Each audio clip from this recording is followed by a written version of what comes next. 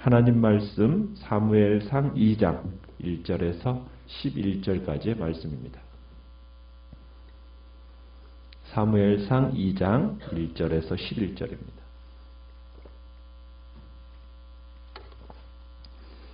사무엘상 2장 1절입니다.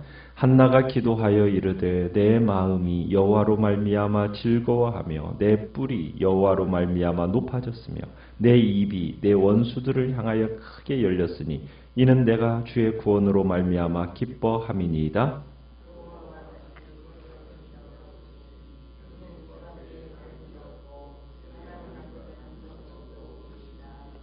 심히 교만한 말을 다시 하지 말 것이며 오만한 말을 너희 입에서 내지 말지어다. 여호와는 지식의 하나님이시라 행동을 달아 보시느니라.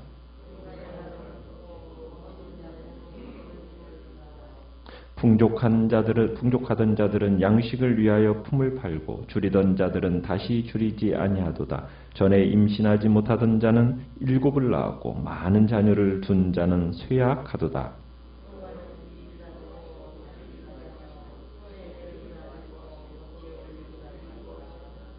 여호와는 가난하게도 하시고 부하게도 하시며 낮추기도 하시고 높이기도 하시는도다.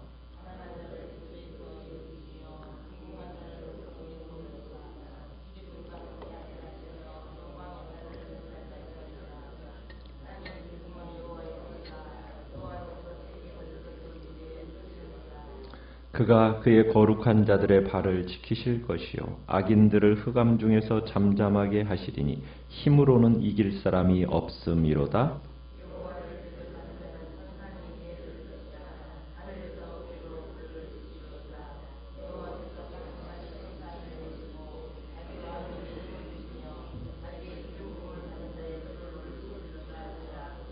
같이 읽습니다. 엘가나는 라마의 자기 집으로 돌아가고 그 아이는 제사장 엘리 앞에서 여호와를 섬기니라. 아멘. 오늘 말씀의 제목은 한나의 기도라는 제목으로 말씀을 나눕니다. 우리가 1장에서 하나님 앞에서 탄식과 눈물로 기도를 드렸던 한나의 모습이 오늘 여기에서는 기쁨으로 가득 찬 찬양을 드리는 모습을 보게 됩니다. 우리가 1절에 내 마음이 즐거워하며 또 뒷부분에서는 내가 기뻐한다 라는 이런 표현을 통해서 정말 한나가 어떻게 이렇게 변화될 수 있었나 그 간증이 지금 나타나고 있는데 그의 간증이 하나님의 그 풍성한 은혜 때문이었음을 이렇게 이야기하고 있습니다. 그 기쁨과 이유의 목적을 뭐로서 지금 표현하고 있습니까? 여호와로 말미암아 주의 구원으로 말미암아 하면서 여호와 하나님이 자신의 기쁨의 이유이자 기쁨의 목적이 됨을 지금 표현하고 있는 겁니다. 그러면서 한나는 하나님이 자기에게 구원을 베푸셨기에 자신의 뿔이 높아졌다 이렇게 표현하고 있어요. 그러면서 원수를 향해 입을 열었다 고백을 합니다. 여기서 뿔이라는 것은 능력과 위상을 상징하는 겁니다. 그러니까 한나의 뿔이 높아졌다라는 거예요. 그녀의 위상이 높아졌다라는 것을 의미하고 있는 겁니다. 그러니까 하나님이 이제 한나의 손을 들어주신 거죠. 그래서 이제는 원수들 앞에서도 떳떳하게 설 수 있게 되었다라는 겁니다. 그래서 이제는 전에는 이 한나를 비웃던 자들이 이제는 도리어 그녀가 비웃을 수 있게 되었음을 지금 선언하고 있습니다. 자, 그런데 한나가 지금 하나님을 어떠한 분으로 알고 이러한 기도로 나아가고 있는지 우리에게 지금 보여주고 있어요. 한나에게 구원을 베푸신 하나님, 자 어떤 분이십니까? 여기서 지금 하나님의 성품을 4가지로 지금 묘사하고 있는 것을 보게 되는데요. 2절을 보시면은 하나님은 어떤 분이십니까? 거룩하신 분이십니다. 거룩하신 분. 거룩하신 이 하나님은 누구에게도 의존하지 않으시고 스스로 모든 것을 채우시는 분. 그래서 이 세상 어떤 존재와도 비교할 수 없는 독특하고 구별된 분이라는 의미입니다. 자, 그 다음에 또 2절에 보면은 하나님을 또 어떤 분으로 얘기하느냐? 반석 이렇게 얘기하는데 하나님은 능력이 무한하신 분이다 라는 의미입니다. 그러니까 여호와 하나님을 반석으로 표현했을 때 그 하나님은 능력이 무한하신 분이라는 거예요. 그래서 그 하나님을 자신의 반석으로 삼는 사람은 그 하나님으로부터 보호와 그분으로부터의 인도를 기대할 수 있게 되는 겁니다.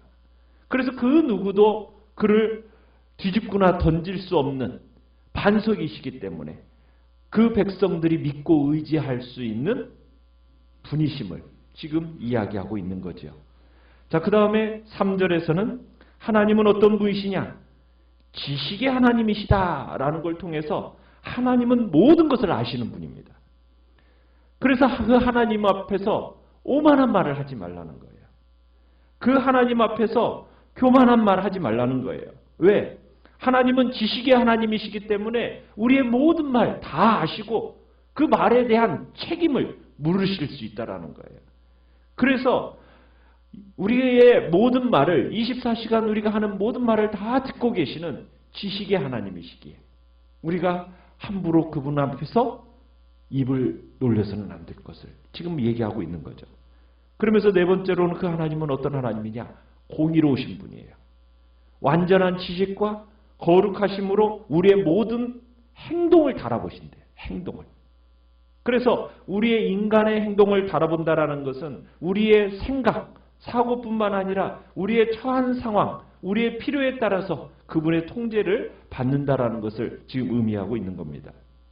그래서 우리는 이 노래 속에서 하나님이 우리 인간의 삶을 변화시킬 수 있는 분이요, 우리 인간의 삶에 간섭하시는 그 의지를 갖고 있는 분이라는 것을 확인하게 됩니다. 그러니까 하나님에 대한 이해가 한나에게 이렇게 있었다라는 거예요. 여러분, 하나님에 대한 이해가 어떠하냐가 참으로 중요합니다. 하나님에 대한 생각, 어떤 생각을 가지고 있느냐, 이것에 따라서 정말 우리의 신앙이 달라져요. 우리가 건강한 신앙생활을 할 수 있는 근거는 어디에서 찾을 수 있다는 얘기입니까? 하나님에 대한 올바른 이해 속에서 찾을 수가 있는 거예요. 한나가 어려움 속에서도요, 끝까지 하나님을 기다릴 수 있었던 것은 무엇 때문이었겠습니까? 그녀의 마음 속에 새겨진 하나님에 대한 올바른 신앙의 모습 때문이었어요. 그것이 그의 마음 속에서 하나님을 향한 신뢰와 의지 속에서 끝까지 기다림으로 인내하면서 승리할 수 있었다는 얘기입니다. 한나의 마음 속에 새겨진 하나님의 모습, 그 하나님을 그 하나님에 대한 주권을 인정하는 모습을 우리가 또한 보게 됩니다. 4절에 보면은 하나님의 주권을 인정하는 것은 전쟁의 승패를 좌우한다는 것을 이야기하고 있어요. 그래서 하나님은 4절에 경우에 따라서 용사의 활을 꺾으시는 분입니다. 그러면서 또한 넘어진 자에게는 힘을 주십니다.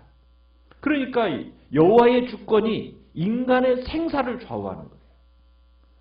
또한 여호와의 주권은 5절에 보시면은 경제적인 여건을 좌우해요. 하나님이 부자로 하여금 양식을 위해 품을 팔아야 하는 궁핍함을 경험하게도 하시고 줄이던 자들에게는 풍요로움을 누리게도 하신다는 거예요. 또 5절에 보시면은 여호와의 주권은 사회적인 위치도 좌우해요. 잉태치 못하던 수치를 느끼던 여인으로 하여금 7 아들을 낳게도 하시고 많이 낳았다고 자랑하는 여인에게는 쇠약하게도 하신다는 거예요. 6절에서는 여호와의 주권은 생사를 좌우합니다. 그분은 죽이기도 하시고 살리기도 하시고 스올에 내리기도 하시고 스올에서 올리기도 하시고, 이 스올이라는 곳은 구약시대에 사람들이 죽으면 가는 곳이라고 이렇게 여겨졌던 곳이에요. 결코 가고 싶지 않았던 스올, 마치 음부, 지옥이라고 여겨졌던 곳입니다. 그런데 하나님의 주권에 의해서 조정될 수 있다는 거예요.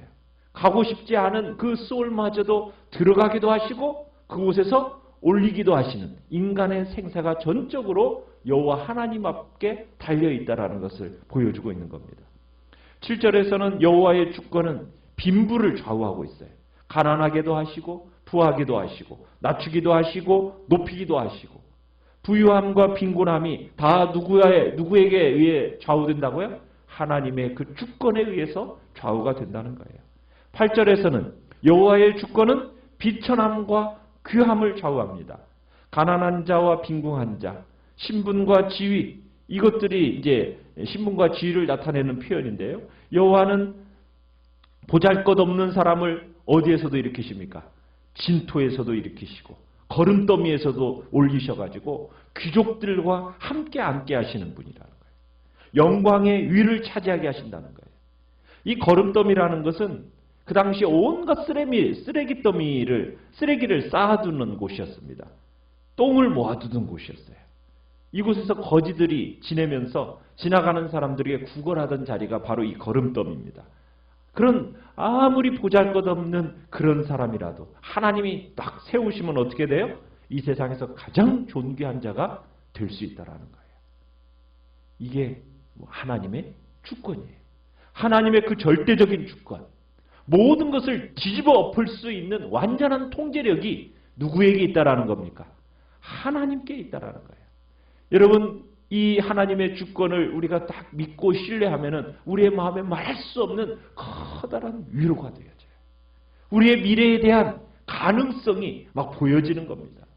궁핍한 현실 속에서도 전화위복시킬 수 있는 능력이 누구에게 있다라는 것, 하나님께 있다라는 것을 아니까는 그 마음에 말할 수 없는 위로와 평안이 자리 잡게 되는 겁니다. 인간의 수단과 방법이 완전히 바닥난 세상을 살아가는 사람들에게 바로 이런 커다란 소망의 근거가 어디에 있어요? 하나님의 주권에 있는 겁니다. 하나님의 절대 주권. 그분의 섭리대로 이 세상을 창조하셨을 뿐만 아니라 창조하신 피조물들을 자신의 주권으로 행사하시면서 이끌어 가시는 분. 이 세상에 일어나는 모든 일들이 누구의 손 안에 있는 겁니까? 하나님의 손 안에, 그분의 절대적인 주권 아래에서 그분이 모든 일을 해결해 나가신다는 거예요. 그러니 그분이 해결할 수 없는 일이 있어요, 없어요? 없어요. 우리는 그 하나님의 절대적인 주권을 신뢰하면서 우리는 살아가는 사람입니다. 그 주권이 그냥 아무런 기준 없이 아무 때나 아무에게나 막 무절제하게 행사될까요? 그런 건 아니에요. 하나님의 주권은 신실함을 바탕으로 해서 절제되어지는 가운데 행사가 되어집니다. 그래서 9절에 가보면은 하나님께서 누구를 하나님께서 지금 그 주권을 행사하시느냐? 거룩한 자들의 발을 지키신다. 이런 표현을 쓰고 있어요. 하나님의 절대 주권이 누구에게 나타나고 있다는 얘기입니까? 거룩한 자들. 거룩한 자들이라는 것은 신실한 자들을 얘기합니다. 그러면서 누구와 또 비교하고 있어요? 악인들과 비교하고 있어요. 여러분은 여기서 거룩한 자, 여기 거룩한 자는 신실한 자입니다. 이 신실한 자는 누구냐? 모든 여건 속에서도 그 하나님만을 끝까지 의지하고 신뢰하는 자. 그런 자들을 하나님이 어떻게 해주신다고요? 그 발을 지켜주신다는 거예요. 악인은 누굽니까? 그 신실한 자에 반대되는 사람입니다. 하나님을 신뢰하지 않고 스스로의 힘으로 모든 것을 해결하려고 하는 사람. 그런 사람은 어떻게 하신다고요? 잠잠하게 하신다. 흑암 속에서. 그러니까 하나님의 처분에 대항해서 어떤 용사도 그 힘으로는 하나님을 이길 사람이 없어요. 하나님이 함께 하셔야 승리하게 되는 삶을 살 수 있게 된다는 것을 지금 얘기하고 있는 겁니다. 신실한 자의 길은 하나님의 그 절대 주권을 가지신 하나님의 그 보호하심 속에 살아가고, 신뢰하지 않는 자들은 자신이 아무리 노력해도 불구하고 흑암 속에서 잠잠할 수밖에 없게 된다는 것을 지금 노래하고 있는 겁니다. 그리고면서 10절에 가보면은 여호와를 대적하는 자는 어떻게 된다고요? 산산조각 날 거다. 하나님을 신뢰하지 않는 자들은 다 허망하게 무너져 내릴 것이다. 하나님이 하늘 우레로 그들을 쳐버릴 것이다. 선언하고 계십니다. 이 하늘 우레, 하나님의 힘을 표현하는 거죠. 그분의 임재를 상징하는 표현입니다. 그러면서 10절 마지막에 그렇게 얘기해요. 자기 왕에게 힘을 주시며, 여호와의 왕은 힘을 얻게 되고 여호와의 힘이 그와 함께 하기에 매우 강해지고, 그러면서 자기의 기름 부음 받은 자의 뿔을 높이시리로다. 자, 1절에서 한나가 어떻게 했냐? 내 뿔이 여호와로 말미암아 높아졌으며, 이렇게 시작을 했죠. 내 뿔이. 그러니까 한나의 뿔이 높아진 걸 찬양하더니 맨 마지막 찬양에서는 누구의 뿔이 높이실 것을 선언하고 있습니까? 자기의 왕, 자기의 기름 부음 받은 자 하면서 왕을 선언하고 있어요. 여러분, 이 한나의 기도를 우리가 보면요, 불임으로 인해서 서름의 한을 풀어주신 그 하나님께 드리는 이 기쁨의 기도, 이 기도문이 진정 자기 이 한나가 정말 무엇에 관심을 가지고 있었는가? 정말 아이를 구하는 것이 단지 그냥 아들 하나 구하기 위함이 아니라 그 한나의 마음 속에 무슨 마음을 가지고 있었는가를 우리로 하여금 이 기도문에서 보게 되는 거예요. 한나는 하나님의 그 공평과 하나님의 정의를 대행할 이상왕, 왕이 출현하기를 원하는 거예요. 악과 불의로 굳어진 이 기존 질서를 거룩하게 변혁시킬 이상왕이 출현하기를 간절히 기대하면서 지금 그 마음속에 기도하고 있는 겁니다.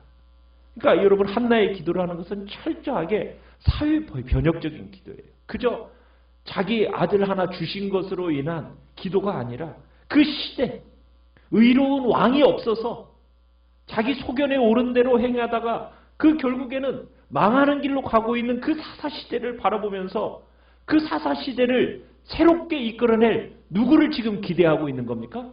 왕의 출현을 기대하고 있는 거예요. 기름 부음 받은 왕의 출현을 정말 기대하고 있는 그 사람이 누구라는 거예요? 한나였던 한나. 그러니까 역사의식으로 가득 찬 사람이 바로 이 한나였어요.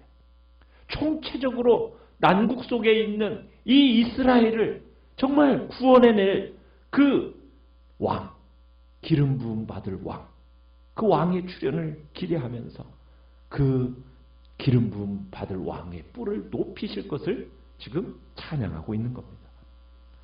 그러면서 그 아들을 엘리 제사장에게 맡길 수 있었던 거예요. 요즘 시대처럼 자녀를 자기 자식인 것처럼, 자기 소유인 것처럼 사유화하는 이 시대 속에서 어떻게 보면 일그러진 모성애가 정말 모성애로 살아가는 이 시대의 어머니들에게 정말 상상할 수도 없는 공적인 모성애를 보여주는 것이 바로 이 한나의 모습이라는 거예요. 의로운 메시아가 이 땅에 도래할 것을 희망하면서 지금 찬양하고 있는 것이 바로 이 한나의 기도라는 겁니다. 그러기에 한나와 엘가나는 기도를 마치고 나서 남편과 함께 라마의 자기 집으로 돌아가고, 사무엘은 어떻게 했어요? 제사장 엘리 앞에 놓여져서 훈련을 받게 됩니다. 그런데 뭐라고 마지막을 표현하고 있느냐면, 그 아이는 제사장 엘리 앞에서 누구를 섬겼더라? 여호와를 섬겼더라. 엘리를 섬긴 게 아니라 하나님을 섬겼다. 그리고 그 평생 사무엘이 앞으로도 여호와 하나님을 섬기게 될 것에 대한 그 마지막을 이렇게 표현하고 있어요. 이 시대를 우리는 바라보면서 우리가 우리의 자녀들을 세워나가고 저들을 섬겨나가면서 그 자녀들을 통해 무엇을 기대하며 나아가는 것이 우리 부모들이 가져야 할 정말 모습인지를 우리로 하여금 이 한나를 통해 보여주고 있는 겁니다. 그저 자신의 처한 문제만을 생각하는 게 아니라 그 사회를 생각했고 그 나라를 생각하고 민족을 생각했던 것처럼 우리도 정말 우리의 교회와 그리고 이 한국 교회를 위해서 정말 우리는 기도하고 우리의 자녀들이 그 나라와 이 민족을 주님 앞에 어떻게 이끌어 나갈 것에 대한 그런 눈이 열려야 되는 거죠. 그래서 먼저 주님의 나라와 주님의 의를 구하는 자로 우리 모두가 서게 되기를 간절히 바랍니다. 하나님이 어떠한 분이신지를 우리가 알고 그 하나님을 신뢰하고 믿음으로 복된 은혜의 역사를 또 경험하는 복된 한 날 되시기를 간절히 축원합니다. 오늘 말씀을